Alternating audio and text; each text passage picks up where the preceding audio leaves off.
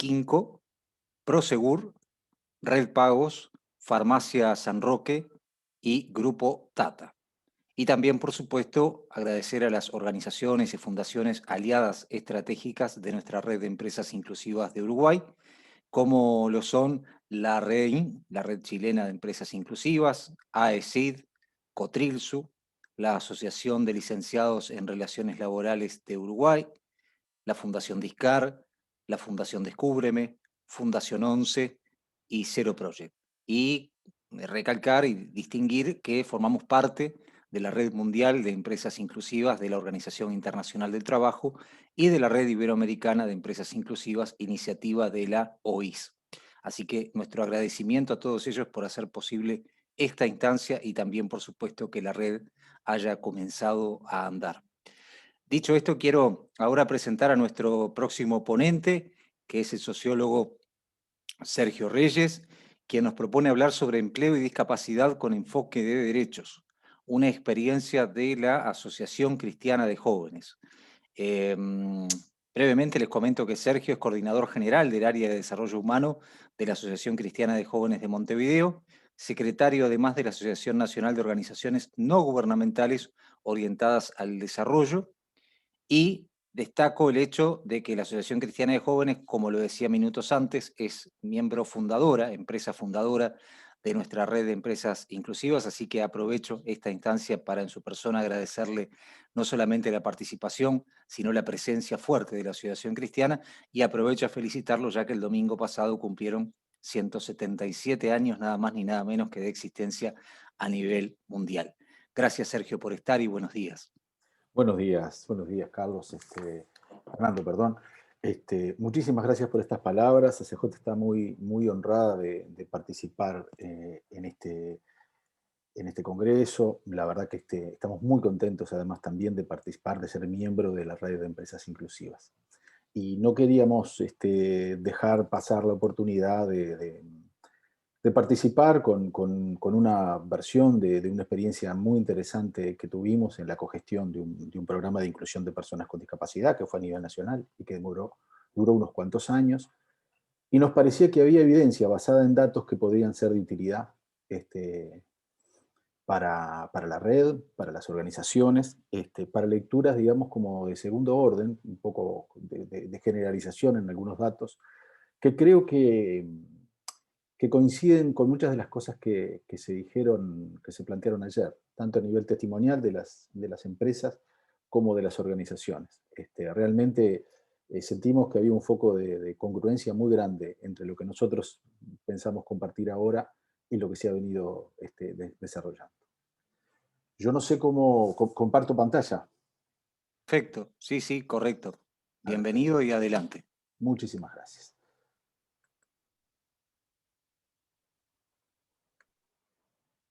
Bueno, muy bien. Vamos a, antes que nada, a ver, un segundito que, ahora sí. Antes que nada, poder comentarles quiénes somos nosotros. Yo creo que la Asociación Cristiana de Jóvenes es una organización muy conocida. Cumplimos, sí, 177 años a nivel internacional, integramos esa red. Estamos en el país desde inicios del siglo pasado. Es un movimiento mundial cristiano, ecuménico, dirigido por voluntarios y por voluntarias, que creo que es muy conocida por los clubes, ¿no? Por los clubes deportivos. Sin embargo, la función social, la voluntad, la determinación de incidir a nivel comunitario de la CJ nace también hace 177 años. Esa es su misión.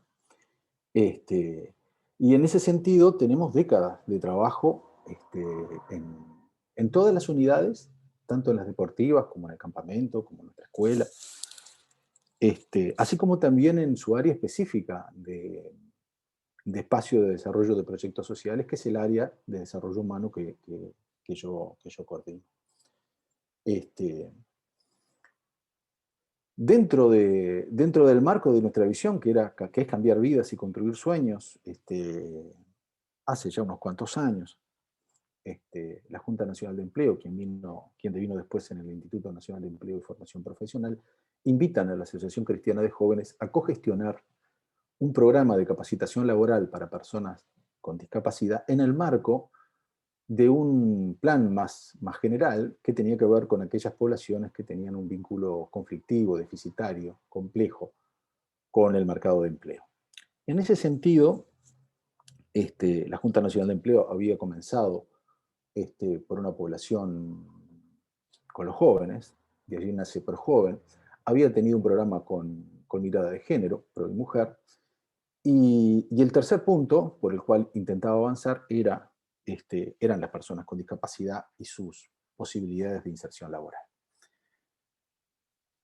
La CJ es convocada para cogestionar ese programa, un programa que funcionaba a nivel nacional.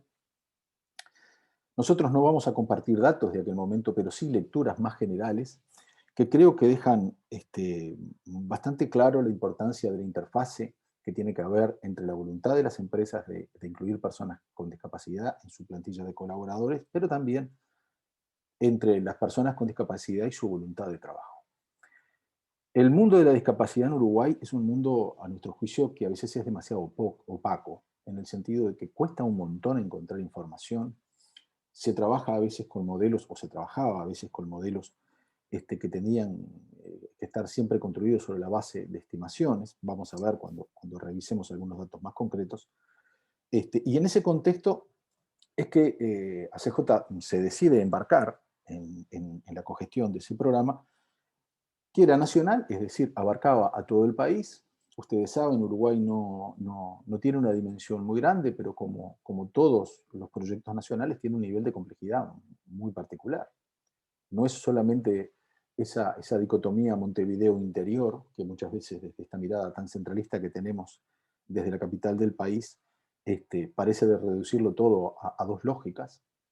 Cada departamento tiene su lógica. Hay un mundo social rural, hay personas con discapacidad en todos lados. Entonces, cuando fuimos a ejecutar el programa, se piensa en un dispositivo común que ya existía en otros países, pero que tenía que ver con un análisis del mercado de trabajo, detección de posiciones que confluyeran en perfiles de cargo comunes, de modo de poderle ofrecer a empresas la posibilidad de una lógica más bien en company, es decir, presentarle posibilidades de personas capacitadas, varones y mujeres, para que integraran su plantilla de trabajadores. El modelo integraba además con dos patas muy importantes que tenía que ver con un curso que duraba 3 meses. Las personas cobraban un incentivo para poder concurrir. Tenían al final una práctica laboral de 40 horas en condiciones de trabajo normales. Y en ese contexto, digamos, de 3 meses de curso más 2 semanas de práctica laboral, se capacitaron más de 1.500 personas a nivel nacional. Fue un trabajo muy intenso de articulación con todos los actores involucrados. La verdad que es un campo de trabajo enorme, el campo de trabajo de la discapacidad. Pero se trabajó básicamente con empresas, con organizaciones de personas con discapacidad y para personas con discapacidad, con los actores públicos, con las comisiones honorarias departamentales, en fin. Se trabajó con todos los actores involucrados en un marco del derecho al trabajo, en lo que establecía la OIT como un trabajo decente. En ese contexto es que trabajó la CJ y era un poco la presentación que da lugar a este encuadre. Vamos a trabajar en esta presentación con algunos conceptos básicos que intentaré ser rápido porque creo que quienes han participado de este encuentro ya están, creo que lo suficientemente estimulados con la terminología que vamos a tener. Evidencias y tendencias que tiene que ver con, creo que la fortaleza de la presentación de hoy, que tiene que ver con evidencia basada en datos. Son generalizaciones, básicamente generalizaciones empíricas, es decir, lecturas sobre cosas que ocurrieron, lecturas de segundo orden. Y después, la clave que nos parece que tenemos como para aportar es la parte de empleo, personas y organizaciones. Bueno, ¿de qué hablamos cuando hablamos de inserción laboral de personas con discapacidad? El encuadre del que nosotros partimos, tenía que ver, como dice creo que la primera parte de esta aproximación conceptual, hay muchas definiciones sobre esto, se trata de un proceso, coincide con el nombre de este seminario, un camino, se trata de un proceso articulado por una conexión de interés entre sujetos y organizaciones. A nosotros nos parecía súper importante que existiera una conexión de interés porque hay otras formas de conectar, otras mucho más vinculadas a lógicas más filantrópicas o caritativas. Pero nos parecía que había una lógica de interés entre personas capacitadas que podrían competir por un puesto de trabajo, podían hacerlo en condiciones de normalidad, y organizaciones que básicamente están dedicadas a una lógica más productiva, más allá de otros intereses que tienen muchas veces y que afortunadamente los tienen, ¿no? Pero nos parecía que también había un interés en esta lógica más in company que se presentaba en el programa, de poder contratar personas capacitadas, ¿no? En una lógica de, bueno, habían hecho una práctica, sabían cómo desempeñar su rol. Por eso es que hablamos de un proceso articulado por una conexión de interés. Eso nos parecía a nosotros que era central, pero también es importante señalar que el desarrollo de la inserción laboral de personas con discapacidad no es un proceso lineal o recurrente en el sentido de que se repite siempre de la misma forma, porque, bueno, puede darse, se dio en muchísimas ocasiones bueno, que cada caso representa en algún punto una singularidad que le propone a las organizaciones, como decimos en la definición o en la aproximación conceptual, nuevos entornos de aprendizaje. Es decir, cómo aprender en una lógica de conducirse en una perspectiva de inclusión. Todos, en una lógica de inserción laboral, somos una experiencia que pone a prueba el proceso general. Para el caso de las personas con discapacidad, evidentemente hay otras pruebas que tienen y otras barreras que deben ser salvadas. En conjunto, como decimos en la aproximación, se trata de un desarrollo de un rol laboral en un entorno normalizado. Y esto es clave. Un entorno normalizado es lo que les permite a las personas poder desempeñarse en su rol sin ningún tipo de problemas. Desde la perspectiva de las organizaciones, se trata de un conjunto de decisiones articuladas, esto también es importante, en función de un diseño de inclusión, tiene que haber un plan.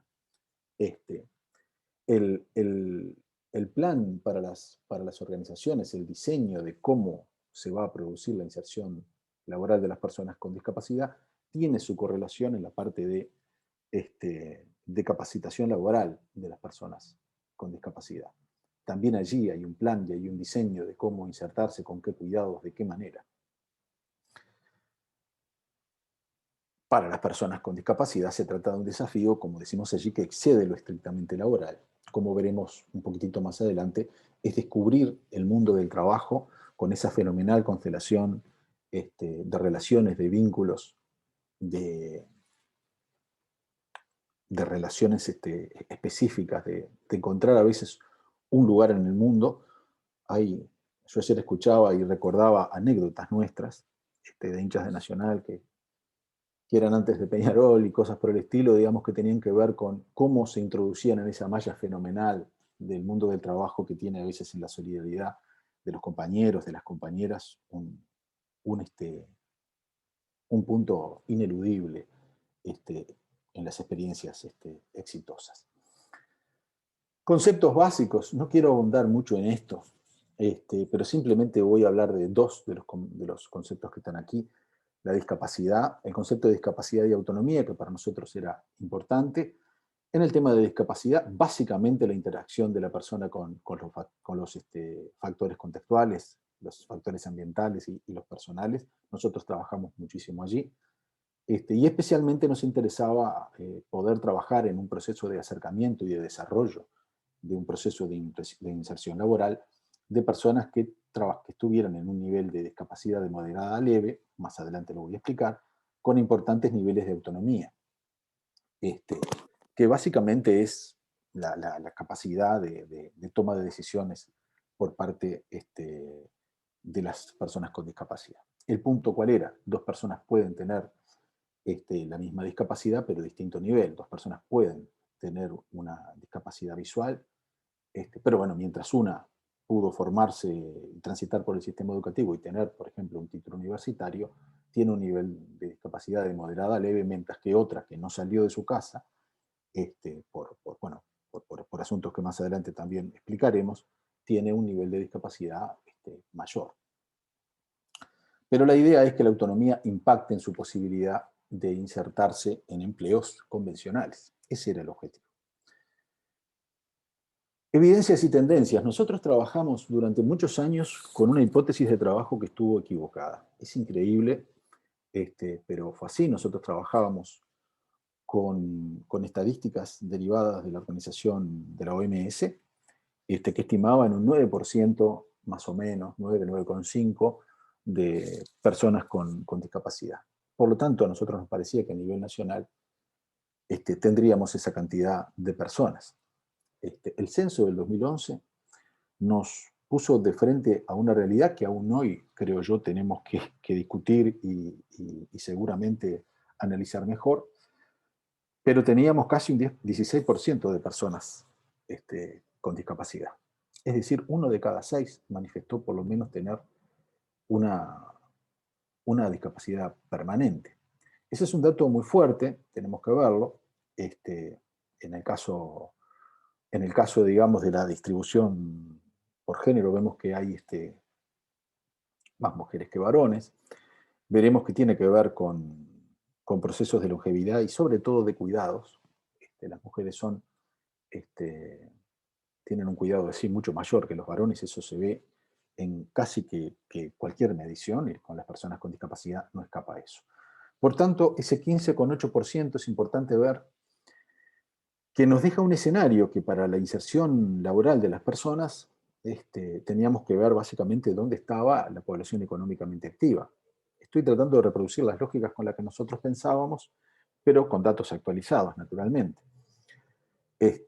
Allí vemos básicamente que la población económicamente activa anda al entorno del 40% de esas casi 500.000 personas.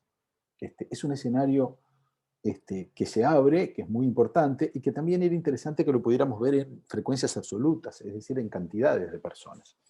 A veces los porcentajes nos engañan, pero decir que tenemos algo más de 500, casi 520.000 personas con discapacidad, creo que es un golpe a un Uruguay, digamos, que a veces evita mirar esta realidad. Especialmente cuando yo no sé si se ve mi mouse, pero cuando vemos sobre todo, vemos sobre todo que tenemos en el nivel de discapacidad de leve a moderado, que eran las personas que podían ingresar en un empleo convencional, como ustedes pueden ver, tenemos casi 500.000 personas. Esto evidentemente está invisibilizando otra forma de discapacidad. Nosotros seguramente trabajábamos mucho más viendo estos números con niveles de discapacidad moderados, que de todas formas sigue siendo una cantidad de personas enorme. ¿Cómo funcionaba este esquema, digamos, de nivel de discapacidad y relación con el empleo? Bueno, básicamente el factor que discriminaba nuestra capacidad de trabajo eran los niveles de autonomía que tenían las personas con discapacidad. Por eso era que trabajábamos con los segmentos de moderado a leve. Acá lo vemos con más claridad. Tenemos que ver que estos cursos de capacitación laboral tenían como foco el empleo y por lo tanto, digamos, no competíamos con otros formatos de lógicas de formación en la que la ocupación tenía una función más terapéutica, digamos. Acá íbamos muy al grano. Acá tenían que ver con desarrollo de capacidades, de competencias específicas, desarrollo de competencias transversales, y un foco muy puesto en las empresas y en el desarrollo de competencias laborales de las personas con discapacidad. Pero ya pasando al punto que creo era más importante, para nosotros, cuando hablábamos de mejorar la empleabilidad de las personas con discapacidad, Nos encontrábamos con muchísimas definiciones. Nosotros vamos a trabajar esta que estoy poniendo aquí, que es la empleabilidad, que es ese conjunto, digamos, de competencias, de habilidades, de saberes que se ponen en juego, que están relacionados con el contexto y con la persona, y que determinan la manera de su vinculación con el mercado de trabajo. Como decimos allí, por tanto, una persona es empleable en la medida que pueda utilizar efectivamente esas competencias que ha desarrollado para competir con las demandas de un contexto que muchas veces cambia, que es el caso, por ejemplo, de lo que estamos viviendo ahora, y que tiene que ver con contextos que de repente son más inestables, que hacen que la empleabilidad de las personas se vea alterada. No es lo mismo esas mismas capacidades, esas mismas competencias en un mercado de pleno empleo o en crecimiento de su nivel de actividad que cuando ese nivel de actividad baja. En ese sentido, creo que se refuerza con esta perspectiva la idea de conexión de intereses, porque, bueno, creo que ahora se está viendo esto que voy a decir, porque los entornos inestables generalmente afectan a la perspectiva más filantrópica, es decir, la de creación de puestos de trabajo con la idea de ayudar. En general, la lógica de interés en estos contextos a veces lo que hace es, bueno, quedarse con aquellos funcionarios, con aquellas funcionarias que cumplen con mejor resultado su función. Y ahí nosotros siempre nos tuvimos muchísima fe, porque los desempeños laborales de las personas con discapacidad fueron muy, muy buenos. Pero bueno, la empleabilidad en realidad, y esto es importante, es una construcción social, no es simplemente un conjunto de habilidades que se incorporan en un momento determinado de la vida. Para las personas con discapacidad, como ponemos allí, constituye un proceso muy complejo, porque el proceso de socialización, perdón, el proceso de socialización muchas veces es diferente, aun cuando en muchos casos coinciden, porque están los dispositivos de la familia, dispositivos de salud, los dispositivos del sistema educativo, la formación para el trabajo, el tránsito ciudadano, todo eso básicamente impacta e incide en la empleabilidad. Nosotros teníamos una tipología de familias que por un tema de tiempo y de foco no está puesto aquí, pero tenía que ver cómo la visualización de las personas con...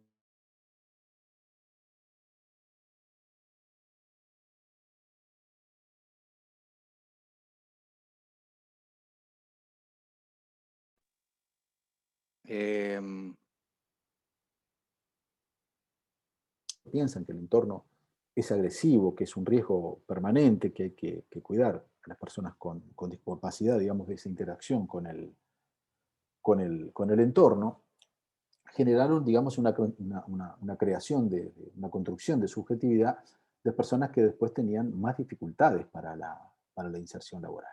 Pero también habían otras familias que aceptaban el reto, aceptaban el desafío y jugaban su partido. Y de ahí salían personas que también asumían los riesgos y que también pudieron, digamos, tener resultados muy, muy interesantes. Pero lo mismo pasa con los dispositivos de salud. Nosotros tenemos una perspectiva social del fenómeno de la discapacidad, pero durante mucho tiempo no fue así. Y en muchos casos, el dispositivo de salud impacta en la construcción de la subjetividad de las personas, no tanto en el foco puesto en el entorno, que tiene que ser normalizado, sino en aquellos problemas que la persona con discapacidad tiene que tener. Nosotros optamos siempre por la normalización del entorno, siempre lo hicimos. Lo mismo con el tránsito ciudadano. Como vemos en el punto que sigue, hay una asociación muy fuerte entre pobreza y discapacidad, casi la mitad.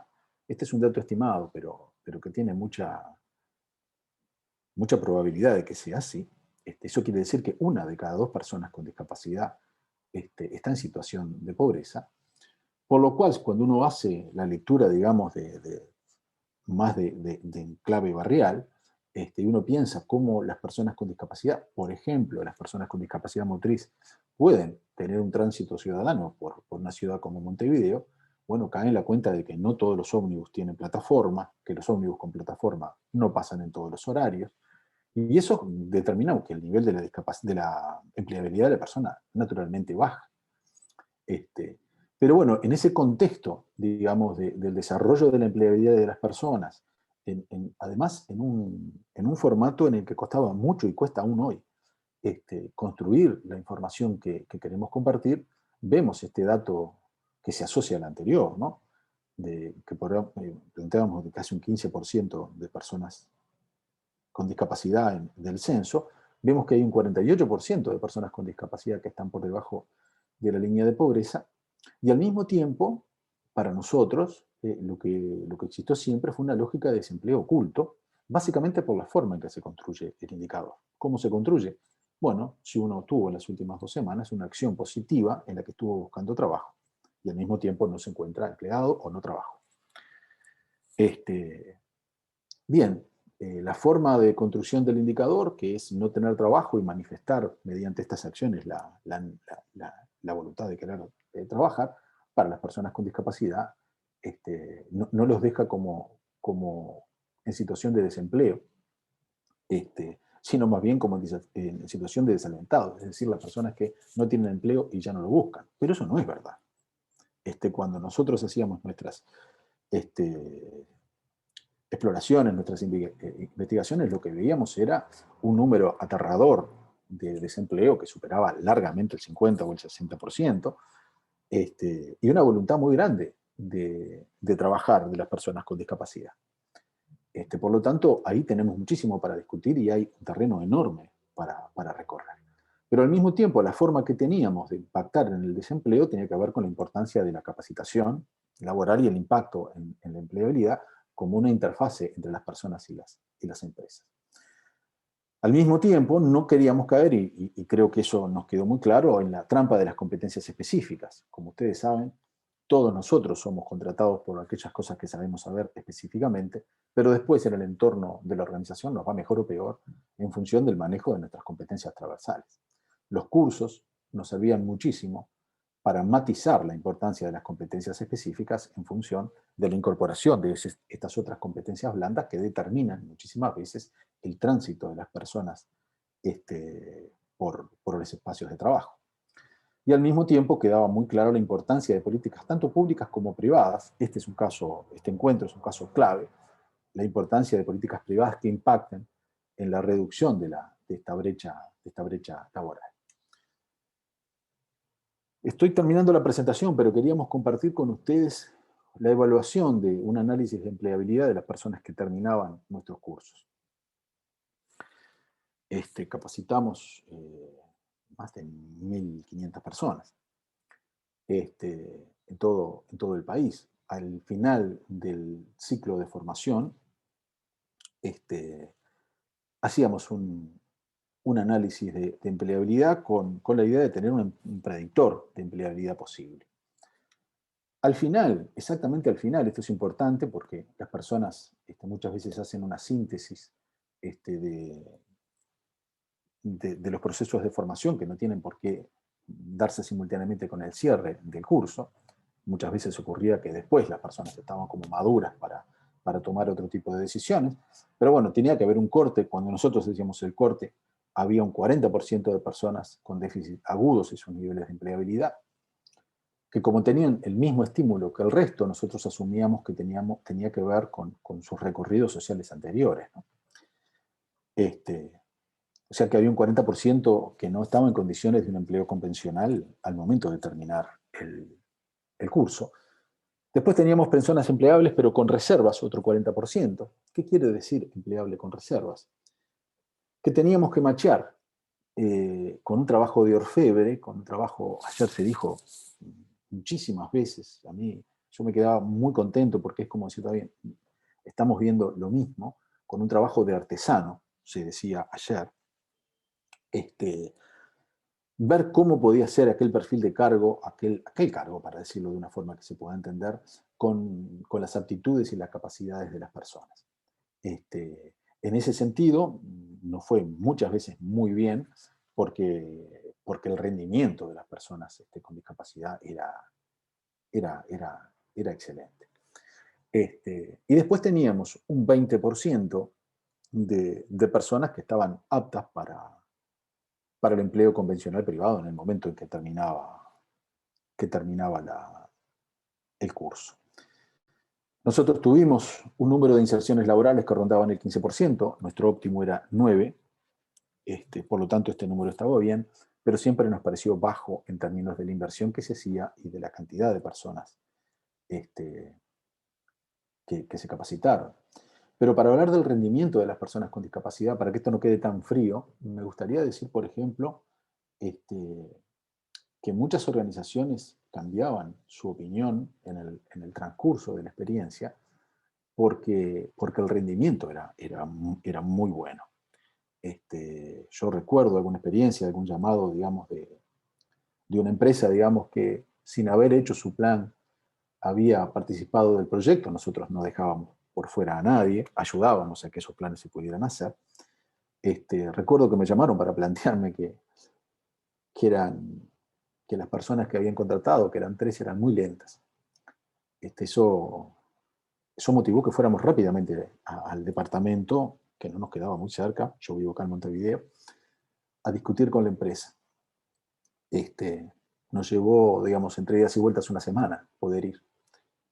Cuando llegamos allá, la realidad era otra, porque la lentitud medida en una hora,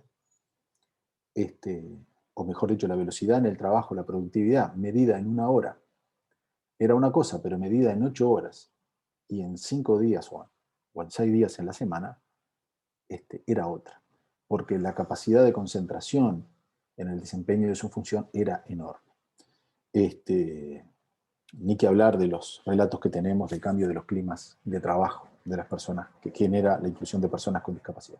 Pero no me quiero ir de foco. Veníamos hablando de las personas, queremos hablar ahora de las organizaciones. Nosotros teníamos una variable que habíamos construido de organizaciones inclusivas, que era un conjunto de indicadores que nosotros medíamos en los sucesivos visitas que hacíamos a las empresas, y que tenía que ver primero con que fueran decisiones articuladas en función de un diseño de inclusión, que hubiera una idea, una noción, una intencionalidad que pudiera plasmarse en un plan. En ese sentido era muy importante no solamente el involucramiento del nivel gerencial, que siempre es por donde arrancan estas decisiones, o muchas veces arrancan por allí, pero el nivel, digamos, gerencial es determinante para que esto ocurra. Pero también están los otros niveles, el nivel meso y el nivel micro. En el nivel micro es donde nosotros detectamos que se juega el partido. Es decir, efectivamente, en el ambiente más concreto en el que las personas con discapacidad van a desempeñar sus tareas. Ese involucramiento en el nivel micro es determinante. Muchas veces nos ocurrió que habían decisiones gerenciales, digamos, que no habían cuidado el involucramiento en el nivel micro y que no nos fue bien, y otras veces es que en el propio nivel micro se tomaron decisiones como autónomas para retener excelentes trabajadoras y excelentes trabajadores, que eran las personas con discapacidad. Medíamos el clima, tenía que haber un clima positivo para la inclusión de personas con discapacidad. Un clima positivo quiere decir que se supiera de qué iba el proyecto institucional, que ese diseño de inclusión estuviera en conocimiento de todas las personas, que hubiera una especie de liderazgo, como se suele decir, distribuido, y que todos los actores institucionales que participaran del proyecto, especialmente aquellos actores que tienen una importante capacidad de veto.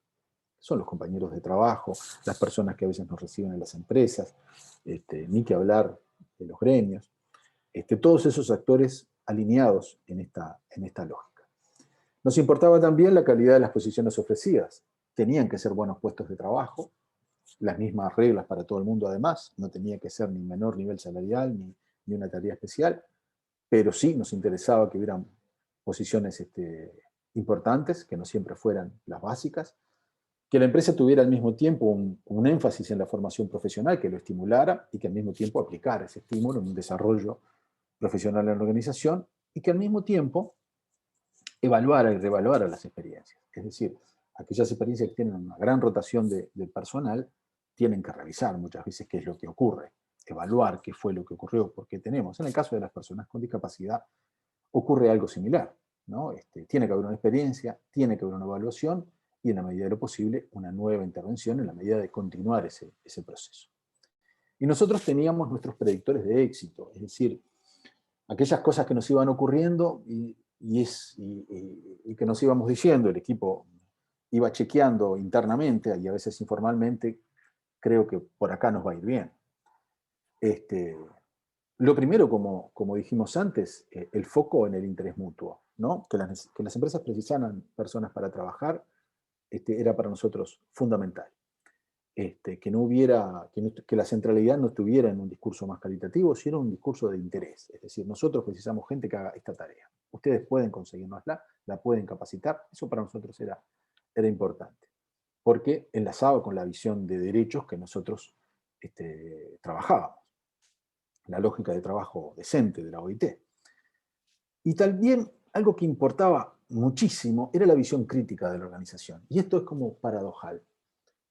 Muchas veces ocurría que a nivel gerencial nos decían, queremos participar, queremos estar, nos interesa mucho. Y después nosotros íbamos trabajando con los otros niveles, el nivel mezzo, de supervisión, el nivel más micro. Y a nosotros lo que nos gustaba era que aparecieran personas que nos dijeran, que nos manifestaran sus temores, sus problemas, sus desconfianzas, que nos pudieran decir, no sabemos para qué la organización, la empresa está tomando esta decisión. Yo no sé cómo voy a hacer para trabajar con esta persona. Ustedes dicen que se puede, porque la verdad nosotros estuvimos viendo y con las cosas que tenemos que hacer, con los niveles de productividad que tenemos que alcanzar, yo no sé si voy a poder con esto. Eso nosotros nos Sergio, sabríamos. ¿Sí? te pido disculpas, pero estamos ya en hora, Perfecto. un poco pasaditos inclusive. Perfecto, ya termino. Esto era para nosotros central porque nos permitía discutir, discutir el modelo. ¿Cómo funcionaba el modelo? Bueno, en esta especie de tiro al blanco. Me tuvo un minuto, Fernando, y ya termino. ¿Cómo no? Ahí vemos dos ejes, un eje que tiene el eje de la SEC, que tiene que ver con la integración organizacional, los procesos de inclusión estandarizados y la adecuación del perfil de cargo de las personas con discapacidad. Tenemos un cuadrante, que es que es el óptimo, que son los perfiles que se adecuaban a los procesos de organizaciones con inserción laboral, y vemos cómo crece la cantidad de inserciones laborales en la medida del desarrollo de los procesos de integración de las empresas. Esto era muy importante porque de alguna forma nos da evidencia de dónde está la clave, que por un lado está la clave en el valor positivo de la adecuación del perfil de personas con discapacidad, pero también la adecuación y el desarrollo de la integración laboral de las empresas. Este cuadrante es el óptimo, nosotros nos quedamos muy contentos cuanto más a la derecha y más arriba nos podíamos ir. El subóptimo 2, que es la organización, digamos, se esfuerza por adaptar a personas que no tienen el perfil adecuado, pero bueno, las personas, digamos, con discapacidad tenían un rendimiento muy bueno. Esta parte, digamos, de los cuadrantes, tanto el 1 como el 2, es la parte más positiva, es la parte que nos interesaba mucho más, porque si bien acá había en el subúltimo 2 un estrés organizacional, las personas con discapacidad podían integrarse. En otra parte, en la parte, digamos, en la parte de la izquierda que ustedes están viendo, la parte, digamos, en la parte de la integración organizacional que estaba para desarrollarse, vemos que hay dos cuadrantes. El cuadrante 3, donde, bueno, el esfuerzo de adaptación estaba todo hecho por las personas con discapacidad.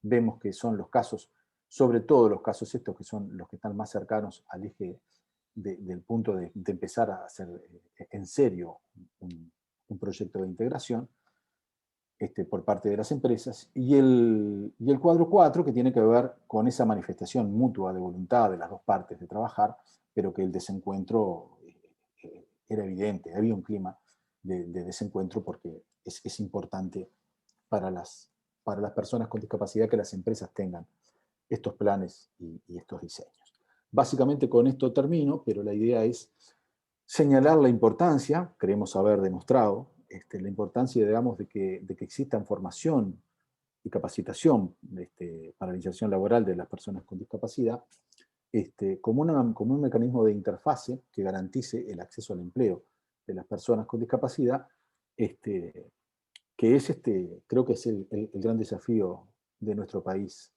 para los próximos años. Muchas gracias. Muchas gracias, Sergio Reyes, coordinador general del área de desarrollo humano de la Asociación Cristiana de Jóvenes. Sin duda, dejas abierta una puerta para muchos conversatorios más y además creo que le has aportado a este programa y a este evento la mirada desde la sociología, que no es un dato menor. Ayer participaste y creo que venimos con un enfoque plural y Sí, multidisciplinario, pero creo que esta mirada desde la sociología aporta mucho. Y la experiencia en campo, el trabajo de campo que han hecho, creo que eh, eh, está siendo de gran interés para las empresas que están participando hoy y sin duda alguna, como que ya te dejo planteada la posibilidad de que podamos hacer una instancia dentro del ciclo de webinar y demás como para poder explayar más y poder conocer más esta experiencia que creo que tiene de mucha riqueza y que a veces en 30 minutos es muy complejo poder resumirla, pero no te muy imaginas todo lo agradecido. que vi por fuera, Fernando. Fue impresionante. Pero sí, encantados, encantados de poder participar. Y además capaz que decir algo, ¿no? Eh, la verdad que el encuentro ha sido impresionante. Me encantó, mirá que he participado en varios, pero me ha parecido excelente por el nivel de todos los que han participado anteriormente, sobre todo. Te agradezco un Muchísimas montón. gracias. Les mando un Muchísimas saludo. gracias. Agradecido a nosotros, gracias por haber participado y gracias, decía como decía al principio, la Asociación Cristiana de Jóvenes, por ser parte activa de esta red de empresas inclusivas de nuestro país. Vamos a hacer una brevísima pausa de 5 minutos porque nos esperan varias conferencias más y además tenemos que en hora, ir a la conferencia sobre el mediodía de la Magíster María Soledad Cisternas, una invitada de honor que tenemos en el Congreso, enviada especial del Secretario General de Naciones Unidas sobre discapacidad y accesibilidad, en un hecho que creo que nos coloca en una situación, como por allí decía Sergio, sin precedentes en materia de congresos y de eventos vinculados a la inclusión laboral en nuestro país. 5 minutitos de pausa y ya volvemos.